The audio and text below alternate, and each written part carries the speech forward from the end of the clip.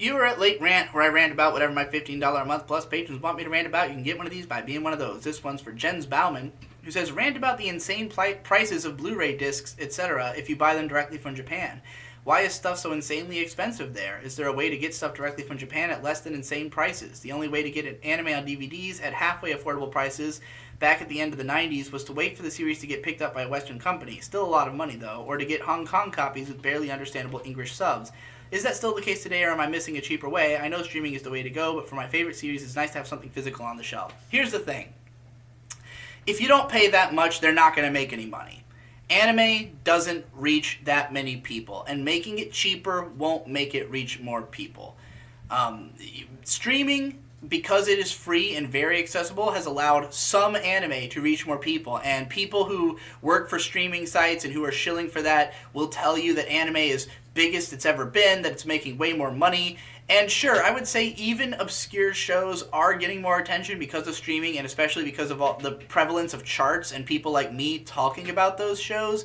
But most of that money is going to the big fucking shows that everyone is watching. It's going to Boku no Hero, One Punch Man, the stuff that everybody ends up seeing. The average anime is not really reaching that many people.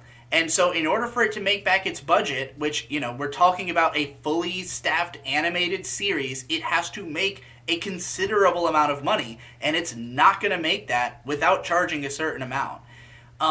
The willingness to pay that amount is what has made anime a viable medium. And Japanese otaku are known for the fact that they will buy multiple copies of those expensive Blu-rays just to support their favorite shows, just to show how much they care, because it's the only thing that allows it to continue to exist. Now, the reason that the prices are that high in the first place has to do with the home video market, because originally home video was that expensive, both in America and Japan.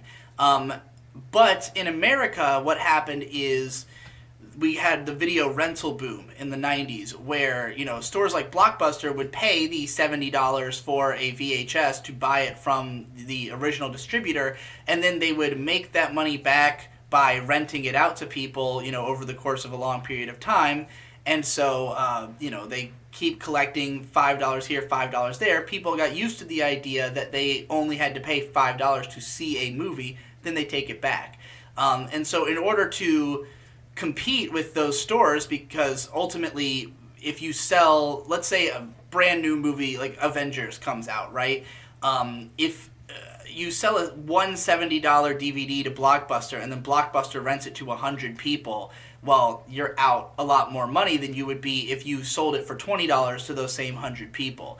And there's no reason for it to necessarily cost so much other than, you know, again, trying to put more money back into the hands of the creators, who usually will have already made their money through the theater in the first place. So, you know, for broad media, stuff that appeals to as many people as possible, it makes sense to slash the prices down as far as you can. And the thing is that in America, a lot of anime fans are people who don't have a lot of money. They tend to be high school, college students who are, you know, watching this stuff on streaming sites, and they're consuming as much of it as possible.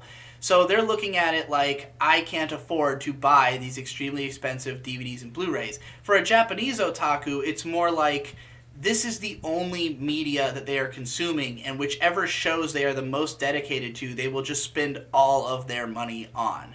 Japan also has, I think people on average get bigger allowances. I think that, you know, a lot of the otaku are older and they're working jobs. They're, you know, people who have completed college and moved on into the workforce, not necessarily in, you know, like all of them or anything like that, but enough of them that they can support that industry. So, you know, it really is that if it weren't for the fact that the Blu-rays are so overpriced, most of this like late night otaku oriented anime couldn't exist.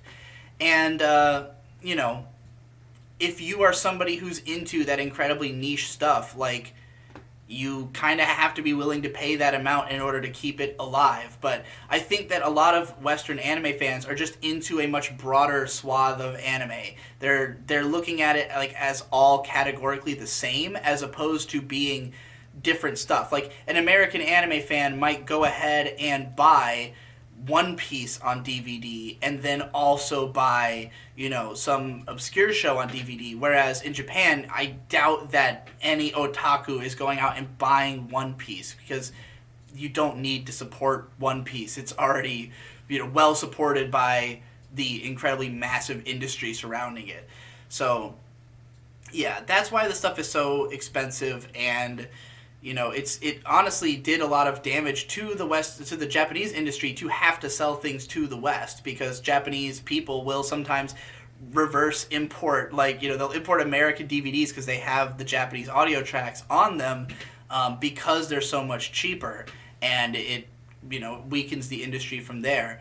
So, like, I think streaming it's helping on some level, but if streaming were all that a lot of these niche shows could rely on, then they would be dead. And I think that's why a lot of the niche programming is getting shorter and being web-based. You got a lot of these low-budget, 5-minute shows that are extremely fetishistic and are released on the internet, and they don't cost that much to produce, because the main point of it is just to appeal to people with this specific fetish. And I think we're going to see a lot more of that as this trend continues and people are not willing to pay that much for media. And it's largely because of how much competition there is, It didn't used to be that there was 45 new shows every single season, and also the, incredible saturation of the internet and social media competing with all that other stuff for time, making each individual product feel lesser than it ought to be. So basically, if you feel strongly about something, you should pay an amount for it that correlates to how strongly you feel. DeVue had this great system he came up with where he was like, if I give something a 10 out of 10, I spend at least $100 on it. If it's a 9, $50. If it's a 7, $25. If it's less than a 7, or I skipped 8, but if it's less than a 7, then you don't spend any money on it. And I've kind of been following that idea myself, like just pay as much as your passion tells you to. That's it for that.